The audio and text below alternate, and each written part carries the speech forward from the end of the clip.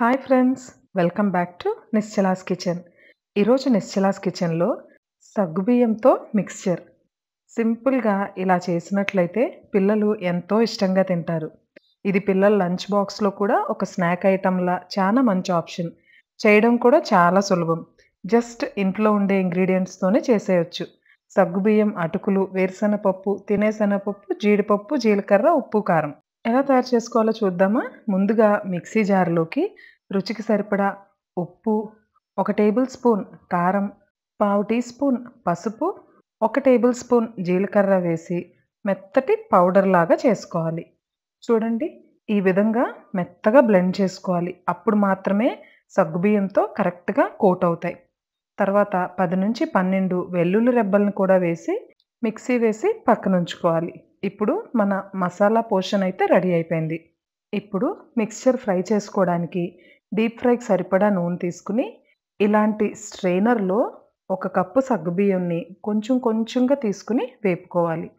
సగ్గుబియ్యం వేపేటప్పుడు గుర్తుంచుకోవాల్సింది ఏంటంటే కొంచెం కొంచెంగా వేపుకోవాలి.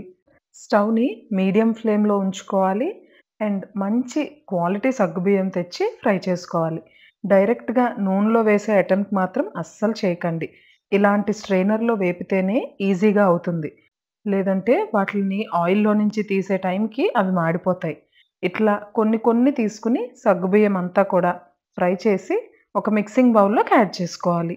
ఇవి కరెక్ట్‌గా వేగాయా లేదా అని చెక్ చేయడానికి ఇలా నూనెలో నుంచి తీసేటప్పుడు ఒక 2 గింజలు నోట్లో వేసుకొని చూస్తే అవి పంటికి అతుక్కోకుండా రావాలి. అప్పుడు కరెక్ట్‌గా వేగాయి అని లెక్క.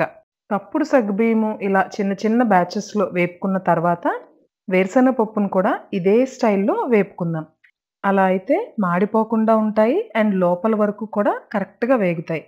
80% వేరుశనగ పప్పులు వేగిన తర్వాత జీడిపప్పును కూడా వేసి వేపుకుందాం. ఇవి 20% వేగేలోపు మన జీడిపప్పు కరెక్ట్‌గా వేగుతుంది. సో, ఈ రెండిటిని కలిపి ఇలా ఫ్రై చేసుకుని ముందుగా సగ్గుబియ్యం ఎందులో అయితే తీసామో అదే మిక్సింగ్ బౌల్‌లోకి యాడ్ చేసేసుకోవాలి. తర్వాత అటుకులు.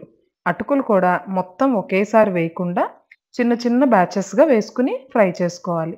ఇక్కడ అన్ని ఐటెమ్స్ కూడా మనం ఇదే స్ట్రెయినర్‌లో వేపినట్టయితే నూనె ఖరాబ్ అవ్వకుండా ఉంటుంది. అలాగే మాడకుండా అన్నిటిని కూడా కరెక్ట్ టైంలో తీసేయగలుగుతాం. ఇప్పుడు అదే బౌల్‌లోకి అటుకులను కూడా వేసేసుకోవాలి. తర్వాత తినే శనగపప్పు. దీన్ని కూడా ఇలాగే వేపుకొని తీసేసుకోవాలి. ఇది వేగడానికి చాలా తక్కువ టైం పడుతుంది. చివరగా కరివేపాకును కూడా ఇదే స్ట్రెయినర్‌లో వేసి ఇదే పద్ధతిలో ఫ్రై చేసుకోవాలి. కరివేపాకు క్రిస్పీగా వచ్చేంత వరకు ఫ్రై చేయాలి. అంతే.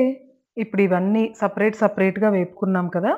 ఇప్పుడు చివరగా మనం ముందు తయారు చేసి ఉంచుకున్న మసాలా ఏదైతే ఉందో దాన్ని కూడా యాడ్ చేసుకుని ఈ వేపుకున్న అన్ని ఐటెమ్స్‌కి ఈ మసాలా బాగా కోట్ అయ్యేలాగా కలుపుకోవాలి. త్వరగా కలవాలి అంటే ఇలా స్పూన్‌తో కాకుండా చేత్తో అయినా కలుపుకోవచ్చు. అంతే. చూసారు కదా ఎంత సింపులో. ఇంట్లో ఉండే ఐటెమ్స్‌తోనే ఇలాంటి ఒక రుచికరమైన స్నాక్‌ని తయారు చేస్తే పిల్లలు లేస్, కుర్కురేల జోలికి వెళ్ళకుండా ఇలాంటి హెల్తీ స్టఫ్ తింటారు. మరి మీరు కూడా ట్రై చేస్తారా?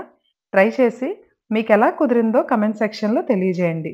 దీన్ని వారం నుంచి 10 రోజుల పాటు ఒక ఎయిర్ టైట్ కంటైనర్‌లో వేసుకొని స్టోర్ చేసుకుంటే ఫ్రెష్‌గా ఉంటుంది. ఇలాంటి స్నాక్స్ చేసేటప్పుడు ఎక్కువ క్వాంటిటీలో చేయకుండా డిఫరెంట్ స్నాక్స్ తక్కువ క్వాంటిటీస్‌లో చేస్తే ఎక్కువ రకాలు రుచి చూపించిన వాళ్ళమే అవుతాం. పిల్లలు కూడా బోర్ కొట్టకుండా ఇష్టంగా తింటారు. మరి మీరు కూడా ట్రై చేస్తారా? ట్రై చేసి మీకు గాని నచ్చినట్లయితే ఫ్రెండ్స్ అండ్ ఫ్యామిలీ మెంబర్స్‌తో షేర్ చేసుకోండి. Thanks for watching Nischala's Kitchen. Bye.